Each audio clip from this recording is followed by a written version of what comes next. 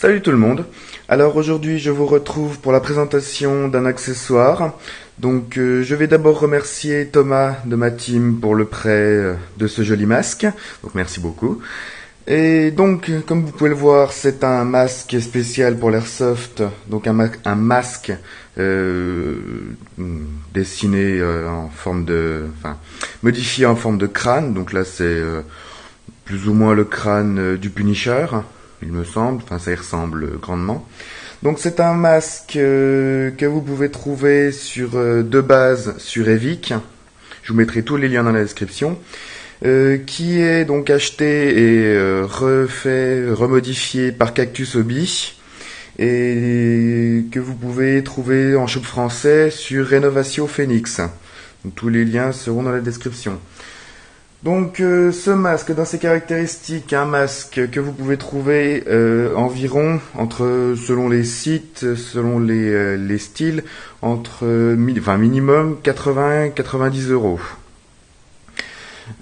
C'est un masque qui est fait en fibre de verre et avec ici, hop, je mets la netteté, hop, vous voyez que c'est grillagé métal. Voilà. Tout le reste là est en fibre de verre. Vous voyez que ça fait quand même plusieurs millimètres d'épaisseur.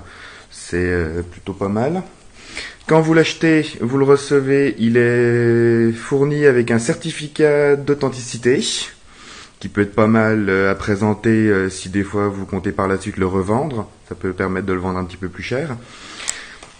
Ce masque, comme vous voyez à l'intérieur, tout ici, au niveau des joues, c'est renforcé, c'est rembourré avec de la mousse pour le confort.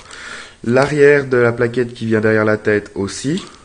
Et donc, il est équipé de 5 points d'attache en bande élastane et avec des clips et des passants pour pouvoir y régler.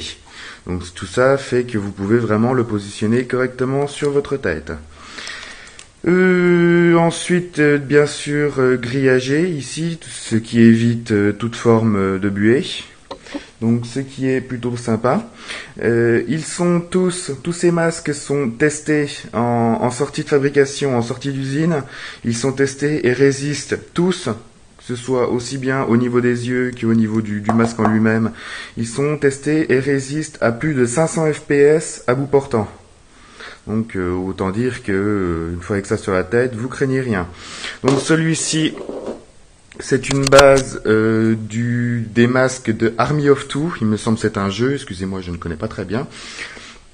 Mais vous pouvez en trouver des modèles aussi divers que variés.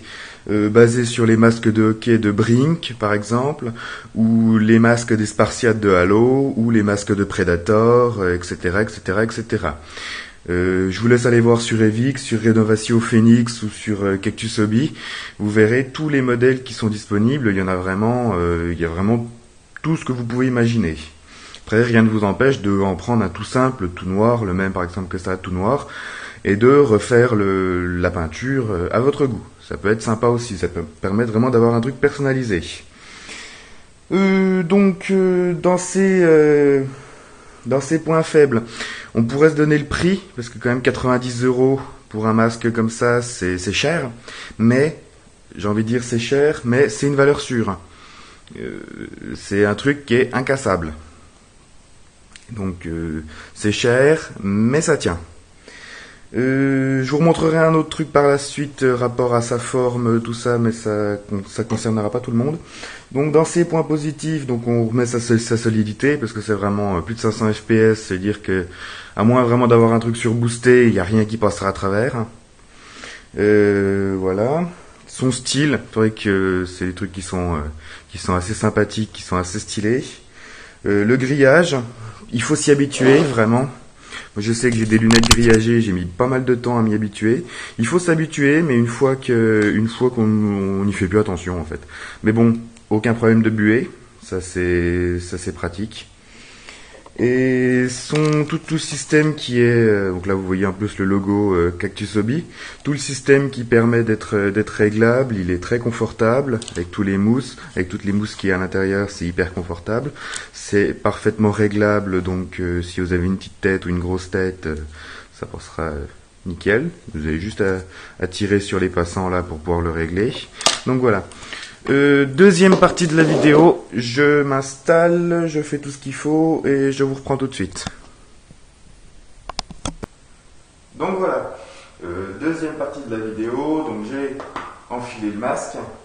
Alors la première chose que j'ai à dire, c'est que, bon c'est sur celui-là, après les autres je ne sais pas, c'est que moi, vu que j'ai une mâchoire assez large, ça, à ce niveau-là, ça appuie quand même un peu au niveau, enfin pas vraiment au niveau de la mâchoire, mais au niveau des pommettes, ici. Donc attendez, hop, juste à ce niveau-là, ça appuie un peu. Donc, mais bon, vu que c'est bien rembourré, c'est pas gênant.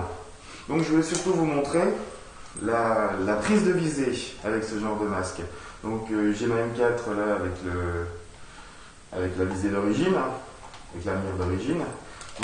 Vous voyez que ça coince. Là, je suis en visée.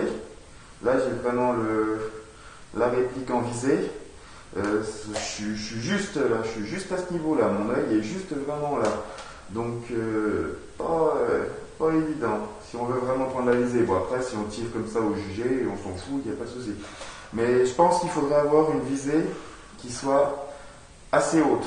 Vous voyez, genre la Red Dot que j'avais présentée pour le SCAR, ça pourrait aller mieux. Avec une visée assez haute, ça peut permettre de prendre la visée correctement. Mais bon, en général, on tire quand même au jugé, ça va assez bien. Mais vous voyez vraiment que non, ça y a un peu de mal. Mais bon, par exemple, pour faire du CQB, tirer vraiment à courte distance, ça peut être très très utile. Et on n'a pas vraiment chaud, ça tient bien derrière la tête, ça protège, je ne sais pas si vous allez bien voir, ça ne protège pas les oreilles. Il manquerait peut-être un tout petit peu pour protéger au niveau des oreilles, mais c'est stylé. Ça a de la gueule quand même, un casque comme ça. Puis, bon, j'aimerais pas prendre une bille juste dans le masque à ce niveau-là, parce que ça doit bien claquer dans les oreilles. Donc voilà, je vais quand même enlever ce machin, parce que vous m'entendrez mieux.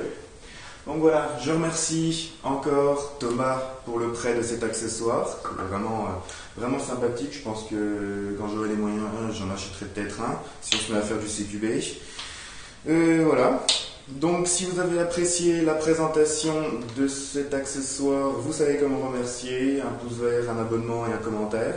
Ça me fait toujours très plaisir d'avoir vos avis sur mes vidéos, d'avoir vos réactions. Et d'ici la prochaine, je vous dis salut et airsoftez bien.